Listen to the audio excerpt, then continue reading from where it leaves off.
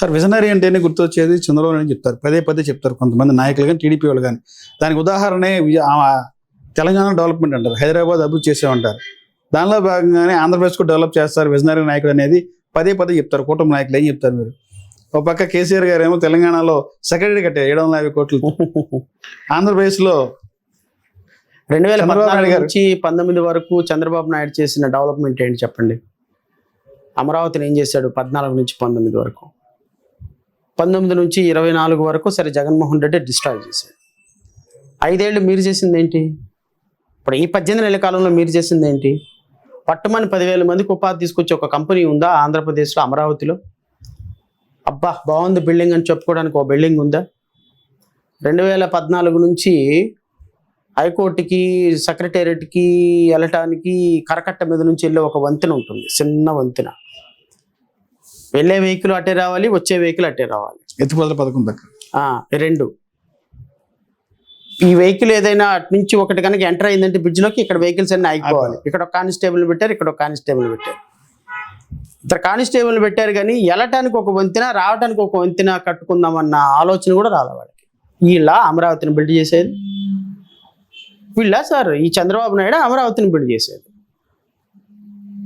ఇటుపక్క ఒక వంతెన, ఇటుపక్క ఒక ఉన్న వంతెన వెళ్ళటానికి ఇంకో కొత్త వంతెన రావటానికి కూడా కట్టలేని చాతగాని చవట సన్నాసులు అంటున్నారు ప్రజలందరూ. వీళ్ళు అమరావతి కడతారంటే ఎవడు నమ్ముతాడు? ఈయన హైదరాబాద్ని కట్టాడంటే ఎవడు నమ్ముతాడు? అన్ని ఉత్తమ మాటలు, సొల్లు కబర్. సార్ మెడికల్ కాలేజీలు ప్రైవేటీకరణ జరిపి మీ పార్టీ స్టాండ్ ఏంటి, మీ అభిప్రాయం ఏంటి? దానిలో ఈ విషయం మీద గతంలో మీరు కొంత ఆందోళన కూడా చేశారు.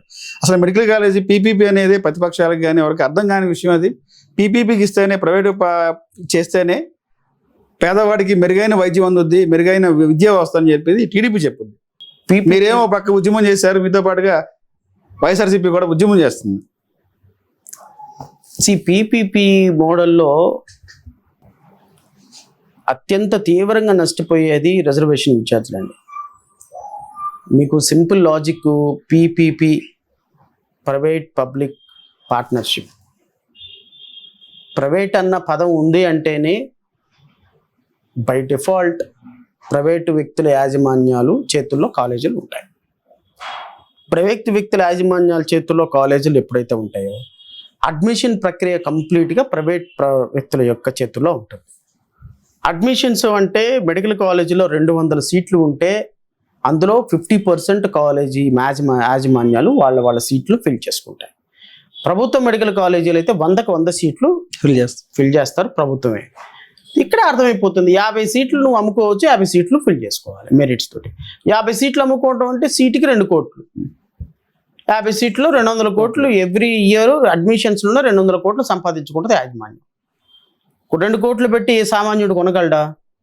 ఎస్సీ కొనగలడా, ఎస్టీ కొనగలడా, బీసీ కొనగలడా, మైనార్టీ కొనగలడా, ఎకనామికల్కి బ్యాక్వర్డ్లో ఉన్నటువంటి ఓబీసీలు ఈడబ్ల్యూఎస్ కొనగలరా? ఎవరు కొనగలుగుతారు? సో ప్రైవేటు వ్యక్తుల యాజమాన్యాల చేతిలో అడ్మిషన్స్ ప్రక్రియ ఉంటుంది. వాటికి మళ్ళీ ఫీజులు, వాటికి మళ్ళీ ఆ హాస్పిటల్లో పనిచేసే వాళ్ళకి, ఉద్యోగులు, కాలేజీలకి శాలరీస్ గవర్నమెంట్ ఇస్తుందంట. దానికి అటాచ్డ్ అయినటువంటి హాస్పిటల్ కంప్లీట్గా ప్రైవేట్ హాస్పిటల్ ఉంటుందంట. కొంత మాత్రమే 30% ప్రభుత్వంకి సంబంధించి ఫ్రీ అడ్మిషన్స్ ఉంటాయంట, ఫ్రీ ట్రీట్మెంట్ ఫ్రీ. సో 70% అమ్మేసుకోవచ్చు. సో ప్రభుత్వ మెడికల్ కాలేజీలు అయితే పూర్తిగా ప్రజల దగ్గరకు ఉండే వ్యవస్థ వేరు. ప్రైవేట్ మెడికల్ కాలేజీల్లో పీపీపీ మోడల్లో అన్ని వ్యవస్థలు పీపీపీలో ఉండటం వేరు. సో కాబట్టి పీపీపీ మోడల్ అంటేనే ప్రభుత్వ ఆస్తులు ప్రైవేటు వాళ్ళకి అప్పచెప్పేటువంటి ఒక బృహత్తర ప్రణాళిక. ఇది ఖచ్చితంగా మా పార్టీ విమర్శిస్తుంది, మా పార్టీ దీన్ని సమర్థించడం లేదు. రేపు కాతే నెక్స్ట్ ఏ గవర్నమెంట్ వచ్చినా ఈ పీపీపీ మోడల్ని ఖచ్చితంగా విత్డ్రా చేయటం అయితే కన్ఫర్మ్. సార్ వైఎస్ఆర్సీపీ పార్టీ 151 సీట్ల నుంచి 11 సీట్లు పడిపోవడం ప్రధాన కారణం ఏంటంటారు? నేను అనుకోవటం వైఎస్ జగన్మోహన్ రెడ్డి కారణం, ఎవరి కారణం కాదు. వైఎస్ జగన్మోహన్ రెడ్డి తీసుకున్నటువంటి 3 ప్రధానమైన నిర్ణయాలు వైఎస్ఆర్సీపీ పడిపోవడానికి కారణం. 1 అమరావతి, నెంబర్ 2 సజ్జల రామకృష్ణారెడ్డిని ఆ వైఎస్ఆర్సీపీ పార్టీకి ఓల్ అండ్ సోల్గా చేయటం, నెంబర్ 3 చంద్రబాబు నాయుడు అరెస్ట్ చేయడం. ఈ 3 వైఎస్ఆర్సీపీ ఓటమికి ప్రధాన కారణాలు అనేది భావిస్తాం. జగన్మోహన్ రెడ్డి చెప్పిన పనులు చేసిన పనులు చెప్పుకోలేకపోవడం. నెంబర్ 2, ఎమ్మెల్యేలకి మంత్రులకి కూడా ఎవరికి సరైనటువంటి కమ్యూనికేషన్ లేకపోవడం.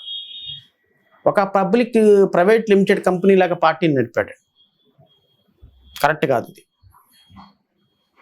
సో ఒక ప్రజాస్వామ్య దేశంలో ఒక ప్రాంతీయ పార్టీ అధ్యక్షుడు ఎప్పుడు కూడా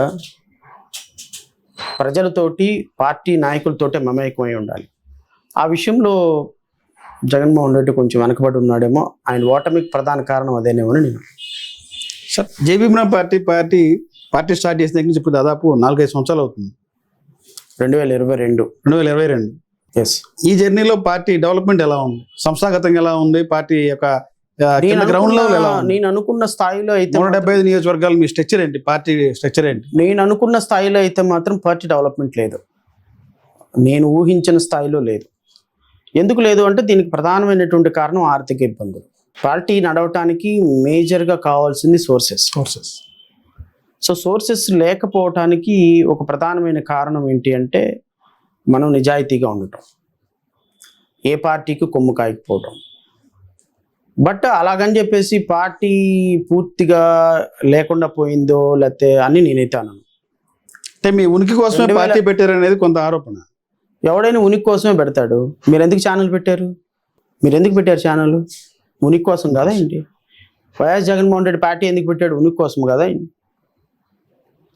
పవన్ కళ్యాణ్ పార్టీ ఎందుకు పెట్టాడు? ఎవడైనా ఉనికి కోసమే పార్టీ పెడతాడు. పార్టీ పెట్టిన తర్వాత నడిపే విధానంలో వ్యక్తి సామర్థ్యాలు ఉంటాయి. ఆర్థికంగా సపోర్ట్ లేకపోవటం, అనుకున్న స్థాయిలో పార్టీ డెవలప్మెంట్ లేదు. కానీ బట్ మొన్న జరిగినటువంటి ఎలక్షన్లో అన్ని కాన్స్టిట్యున్సీల్లో ఇంచుమించుగా 115 కాన్స్టిట్యున్సీలో మా అభ్యర్థులు పోటీ చేశారు. సో నేనేమంటానంటే పార్టీ పెట్టిన 3-4 సంవత్సరాలలోనే నిలబడటానికి ప్రయత్నం చేస్తున్నాం. బహుశా రాబోయే కాలంలో మేము ఏ స్థాయిలో డెవలప్ అవుతాము, ఏ స్థాయిలో రాష్ట్ర ప్రజల్ని నమ్మకం కలిగించగలమో నాకైతే తెలియదు. కానీ but we are sincerely trying to